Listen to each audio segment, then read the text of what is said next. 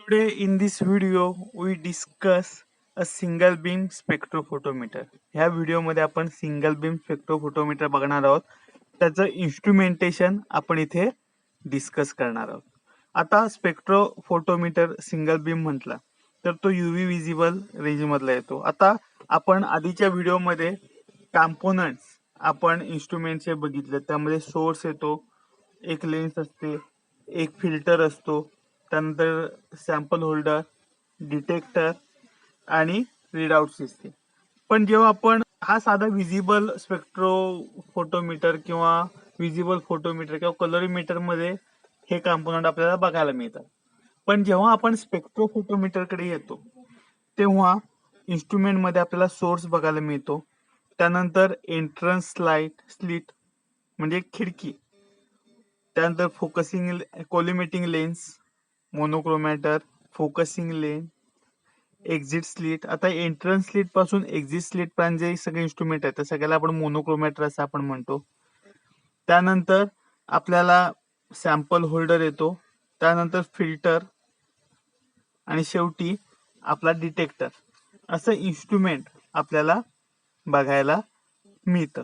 आता हे जे कॉम्पोनंट आहेत स्पेक्ट्रोफोटोमीटर UV विजिबलचे ते आपण इथे डिस्कस करणार आहोत, डिटेल मध्ये आपण बघणार आहोत. आता पहिला आहे source. A source should be readily detectable output radiations over the desired wavelength region for which the measurement to be done. A source should be have readily detectable output radiation over the desired wavelength region for which the measurement is done. In visible region, tungsten filament is used, lamp is commonly used, and it is used in the range starting from near UV 325 nanometer to near IR means 3 micrometer range. आता आपण source बघितला तर आपल्याला एक continuous असा readily detectable output radiation over the desired wavelength region, आपल्याला हवी असलेली वेवलेंथ देणारा आपल्याला एक सोर्स गरजेचा आहे, जो रेडिली डिटेक्टेबल आहे असा सोर्स आपल्याला गरजेचा आहे. जर आपण विजिबल रिजनचा विचार केला तर टंगस्टन फिलामेंट, इनकॅन्डिसंट लॅम्प इथे आपण वापरतो. आता ह्याची रेंज 325 नॅनोमीटर म्हणजे near UV to near IR 3 micrometre एवढी रेंज आहे. आता ही रेंज आपण विजिबल साठी आपण हे वापरतो. त्यानंतर UV रिजन साठी आपण here for UV region a low pressure hydrogen or deuterium discharge tube is generally used as a source. Both can be used from 185 nanometer to 375 nanometer, but later has about 3 times spectral output of the former. आता UV साठी आपण low pressure hydrogen किंवा deuterium discharge tube आपण इथे वापरतो. 185 nanometre ते 375 nanometre या range मध्ये रेडिएशन आपल्याला इथे हा जो लॅम्प आहे किंवा ही ट्यूब आहे ही आपल्याला देते. म्हणजे विजिबल साठी वेगळा आपण बल्ब वापरतो, UV साठी वेगळा बल्ब आपण सोर्स म्हणून वापरतो. आणि जसं आपण सोर्स सिलेक्ट करू तसं, जशी वेवलेंथ सिलेक्ट करू, जसं आपण सोर्स सिलेक्ट करू तसे ते ऍडजस्ट इन्स्ट्रुमेंट मध्ये लॅम्प होतात आणि आपल्याला हवी ती रेडिएशन इथे आपल्याला मिळते. नेक्स्ट आपण मोनोक्रोमॅटर हा भाग बघणार आहोत. आता मोनोक्रोमॅटर हा इम्पॉर्टंट पार्ट आहे स्पेक्ट्रोफोटोमेट्री मधला, कारण मोनोक्रोमॅटर एका पर्टिक्युलर वेवलेंथची रेडिएशन फिल्टर करण्यासाठी किंवा अलाव करण्यासाठी आपण वापरतो. आता 2 टाईपचे मोनोक्रोमॅटर अवेलेबल आहेत, प्रिझम मोनोक्रोमॅटर आणि ग्रेटिंग मोनोक्रोमॅटर. आता सुरुवातीला आपण प्रिझम मोनोक्रोमॅटर बघू. प्रिझम मोनोक्रोमॅटरची डायग्राम तुम्हाला दिसते, त्यामध्ये आपण आपला सोर्स दिसतो आणि सोर्स मध्ये जी रेडिएशन येते ती एंट्रन्स स्लिट मधनं आपण कॉलिमेटिंग लेन्सवर पाडतोय.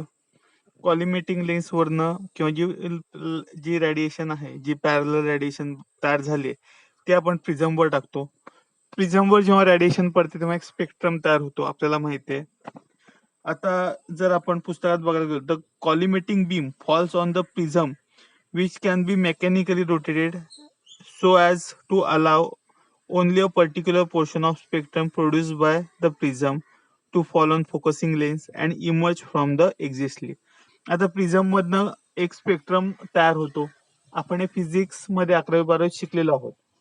प्रिझमवर रॅडिएशन टाकल्यावर आपल्याला ते आपण इंद्रधनुष्यासारखे वेगवेगळे रंग आपल्याला बघायला मिळतात. आता हा जो प्रिझम आहे आपल्या डायग्राम मध्ये दिसतोय हा आपण मेकॅनिकली मूव्ह करू शकतो आणि तो मूव्ह करून ठराविक पोर्शन त्या स्पेक्ट्रमचा आपण फोकसिंग लेंथवर पाडतो. आता फोकसिंग लेंथ ती रॅडिएशन ते कॅप्चर करते, त्या रॅडिएशन घेते, त्या एक्झिट स्लिट कडे पाठवते आणि एक्झिट स्लिट मधनं आपल्याला हवी असलेली जी रॅडिएशन आहे ही आपण सॅम्पलवर टाकू शकतो किंवा ती सॅम्पल मधनं पास करू शकतो. असा हा प्रिझम मोनोक्रोमॅटर आपण इथे वापरतो. काय आहे तर सॅम्पल सोर्स मधनं जी रॅडिएशन येणार आहे ती कॉलिमेटिंग लेन्सवर पाडली जाते. ती एंट्रन्स स्लिट मधनं आत येते, कॉलिमेटिंग लेन्सवर पडते. तिथे पॅरलल रॅडिएशन तयार होतात, त्या प्रिझमवर टाकण्यात येतात.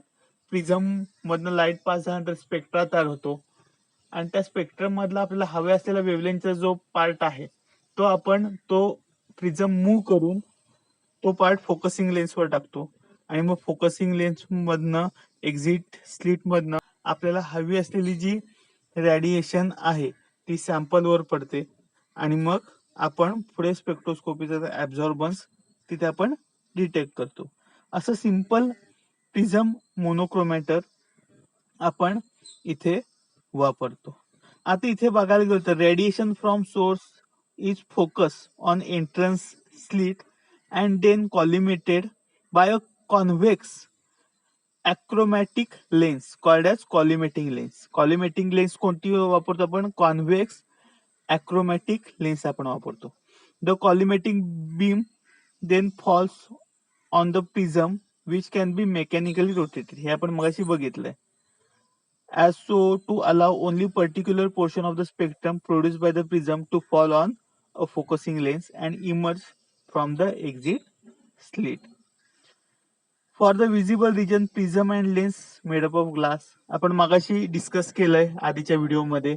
विजिबल रिजन साठी ग्लासचं मटेरियल वापरते चालतं, पण युव्हीचं जर आपण युव्ही साठी जर आपण मोनोक्रोमॅटर तयार करणार असू प्रिझमचा तर आपलं मटेरियल हे क्वार्ट्झच असणं गरजेचं आहे. कारण ग्लास काही प्रमाणात काही वेव्हलेंथचे युव्ही रेडिएशन ऍब्झॉर्ब करतं.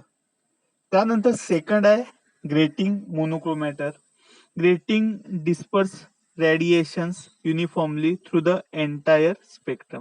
जेव्हा एखाद्या ग्रेटिंग वर आपण रेडिएशन टाकतो म्हणजे खडबडीत सरफेस फक्त तो होमोजिनियस असा आहे, असं म्हणजे एक खडबडीत सरफेसवर जेव्हा आपण रेडिएशन टाकतो तेव्हा एक स्पेक्ट्रा तयार होतो.